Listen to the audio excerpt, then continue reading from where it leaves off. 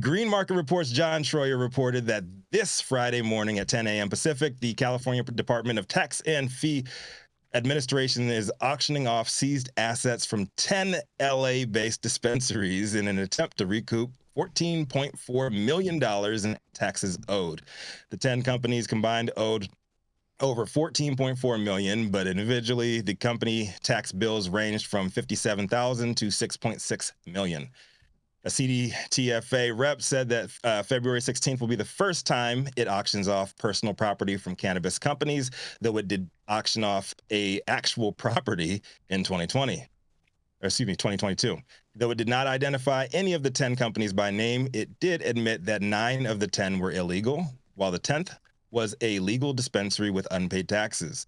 The list of items being auctioned includes sandwich boards, glass bongs, cash counting machines, cameras, televisions, shelving, refrigerators, air purifiers, there you go, Nick, and even a snow cone machine. Sadly, the agency said they will not be auctioning off arguably the most valuable asset seized, the weed. I don't know how much of a dent a bunch of random used dispensary gear and bongs will put in a $14.4 million debt, but I guess it is what it is.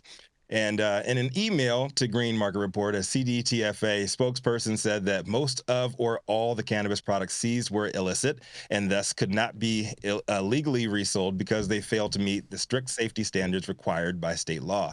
And cannabis products seized during enforcement operations are held at CDTFA facilities and are ultimately destroyed. They smoking. In a press release, CDTFA Director Nick Maduro said, seizing and auctioning property from cannabis businesses that evade the law is a tool to recover the taxes owed to the state. But the simple fact that one of them was a legal operator, said consultant Avis Bulbulian, CEO of Seva Enterprises, is a signal that there are likely more such seizure actions and resulting auctions on the way through 2024. Here's what he said. You've got a failing industry. The industry is at a point in California. We've got all these tax liabilities, and there's no point in paying or negotiating anything because the taxes owed are more than the value of the business. Bulbulian told GMR that he knew one dispensary owner who was trying to sell his shop in LA last year for $5 million, but found no buyers because the shop also came with a $6 million tax liability to the state of California. Goddamn.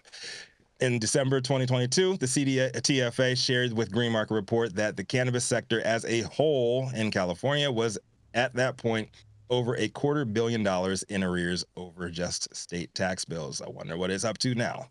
So if you're a dispensary owner looking to set up your own trap operation, or hey, maybe just looking for a fantastic bargain on weed shop accessories, check out the CDTFA auction link on the high9news.com website. And get a little shopping in.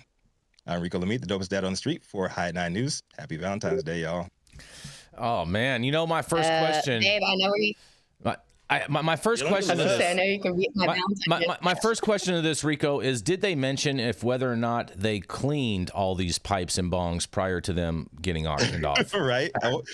Because you know, in trap shops, sometimes you get to hit the bong. Yes. Yeah, I'm just imagining if it's stuff that was all seized, a lot of it's probably used, and so therefore, you could get some got old, like years and years. Yeah, resin on it. Yeah, get some of that good glass. resin. Yeah, that's those solid resin hits you used to take back in the day. Oh man. Yeah. Yes. Like, and I bet you can get some legacy strainage out of that resin too. That's some real old school stuff. Oh man. Vintage. Watch out. Don't tell all those tissue culture Welcome to labs. California cannabis.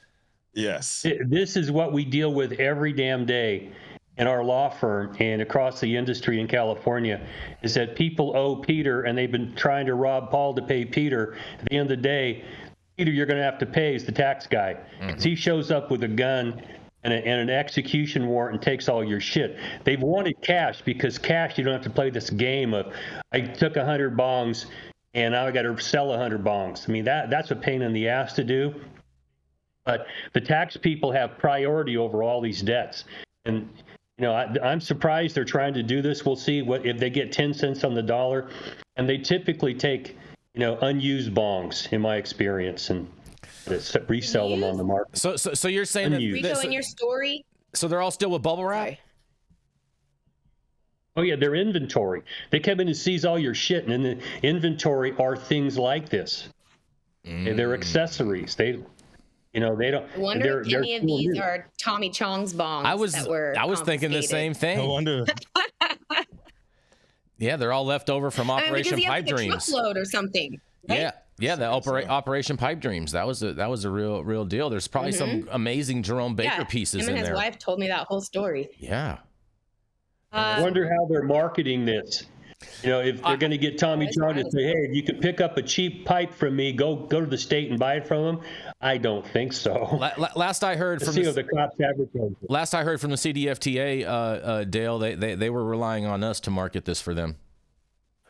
Yeah, I was going to say, is Hyatt 9 News getting a commission for any referrals from our website? We get 10% from every pipe and 15% from every bong sold. You get $3 off like your a deal. tax debt. Yes. Yeah. Oh, Getting man. credit for future tax liability. California, bro. I did have a question, though. Yes. Rico, in your story, did I hear you say that there was a gentleman named Avis that was quoted? Yep, Avis Babuyan. Yeah, Avis Babuyan. Okay, so Avis actually was on the state, God, I forget the name of the committee that they were on, but when, in 2017, before the Adult Use Act became effective, he served on the committee that was the advisory committee to the state when all of us were proposing our changes to the regulations. And it's very interesting to me now that he's saying that the businesses are worth less than the tax debt. Very interesting. It's a mathematical fact. Yeah. That's the problem they got.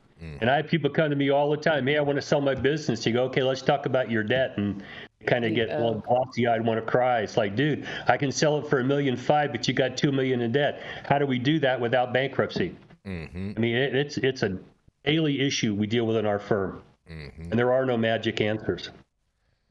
Very true. Nothing. Very true. I guess we're gonna wrap this up. We're gonna go to a commercial, and we're gonna be right back.